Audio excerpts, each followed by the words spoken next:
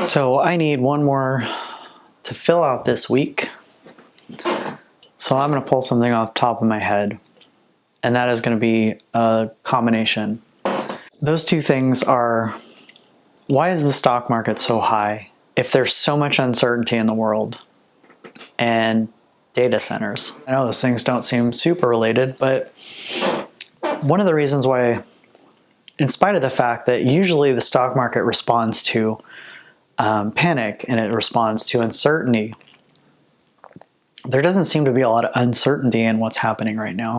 There just seems to be a lot of uncertainty as to why. I mean, we know this administration says out loud all the stupid things they want to do.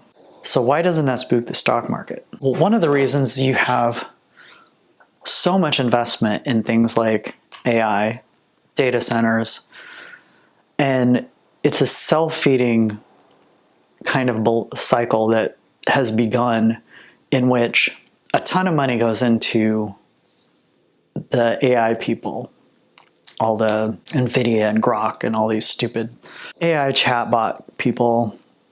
And those people give a bunch of money to people that make graphics cards and memory, and they invest in things in data centers. And then those people invest money back, and there's all this circular investing that sounds an awful lot like the dot-com bubble and some of these other things that happened. We just haven't gotten there yet. I mean, is this a bubble? Almost certainly. How bad is it? Could be pretty bad. And the question that I keep coming back to is, what is AI going to do that is worth billions and billions of dollars? What is it going to solve other than it's going to remove an awful lot of jobs? There are so many positions now that could be done by AI, but it's not quite there. A lot of call center stuff is already being done by AI. They seem to be shooting for creating something that is so much bigger than you may think. Like, if you're talking about just regular artificial, like kind of machine learning type stuff, they're already pretty good at that. That little chatbot that is basically all it's doing is trying to predict what the next word should be. It kind of understands what you're saying. It kind of understands the questions you ask. But if you Google something, you see that I hate that, like the Google version. Almost everything I Google, it's either wrong, it missed quite something about what I was asking, or it just missed entirely the point of what I was asking. I hate it so much, but it's still impressive that like chatbots have gotten to the point where they fool people. There are people that are convinced that these are actually intelligent, possibly sentient creatures that are living in the computer. And that's pretty impressive.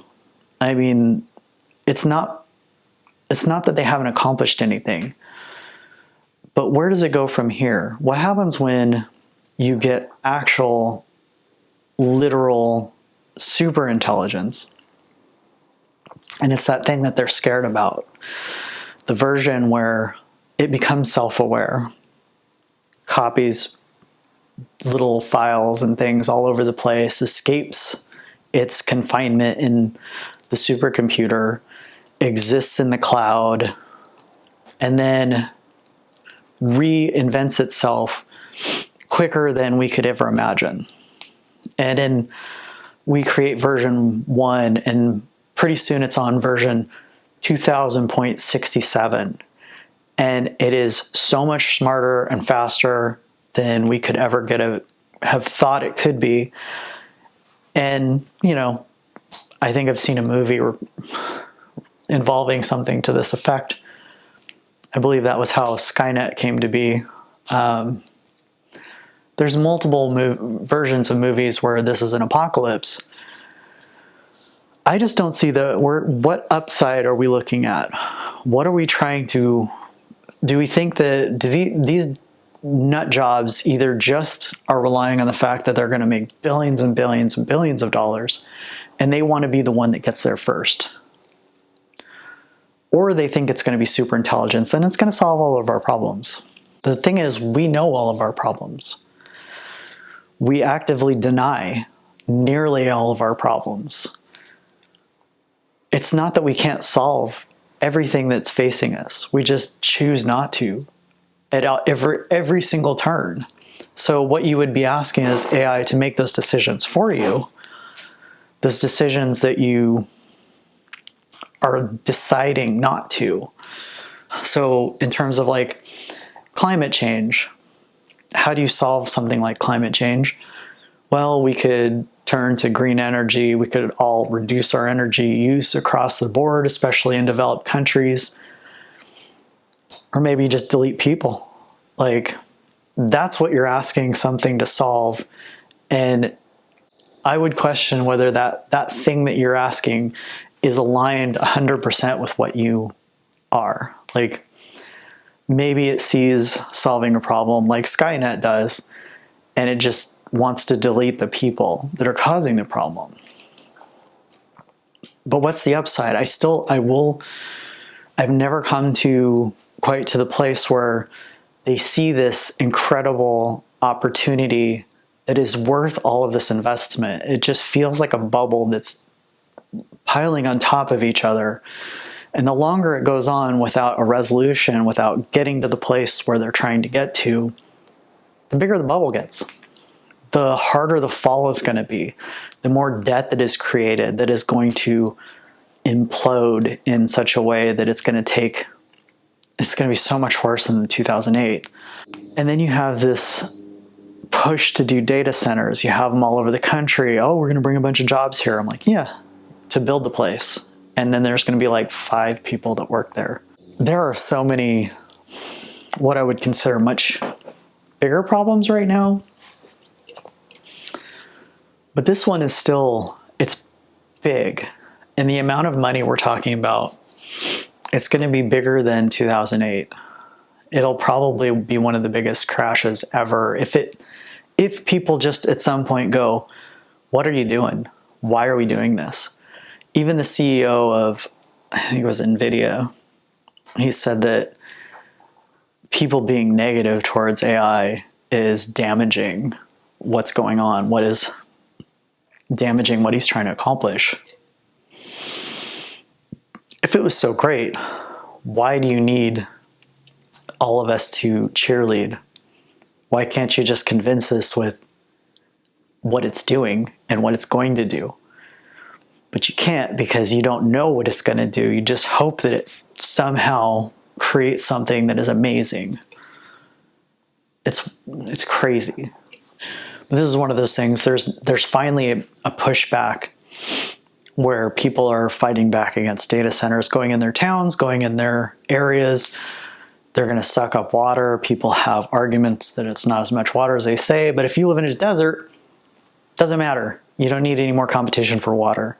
If you live in a urban environment, Musk's little data center that he parked in the south somewhere uses natural gas turbine generators and is literally causing health problems of all the people around it. The fact that they have to put these things on top of a natural gas reserve just so that they can tap the natural gas and run generators constantly in order to power these things, it shows the incredible amount of power that they suck out of the grid if they don't have that kind of situation. And at some point, this bubble's going to pop, or maybe we give birth to a little Skynet baby. I don't know what I'm hoping for at this point. Honestly, Terminator doesn't sound like the worst version of what could happen, because it seems to be like we're moving towards more of an Elysium sort of, not to give a bunch of movie references, but where there's rich people that are intensely rich and completely separate from the rest of the population, and we all live in, a technological sort of squalor. Like, that movie was really, I didn't like the movie a ton, but the concepts that it brought up were very interesting, not the least of which, hey, you solved all the problems of the world by unleashing free healthcare on the world. Cool, everybody's still starving. Yeah, I guess I'd go with Terminator. Go with the Terminator ending. I don't know. I just wanted to flesh out to explore that idea a little bit. I think we're being sold a bill of goods, and I don't even think that the people in charge know the end goal that they're going for. But I don't know, maybe the bubble will pop soon. But either way, I will see you tomorrow.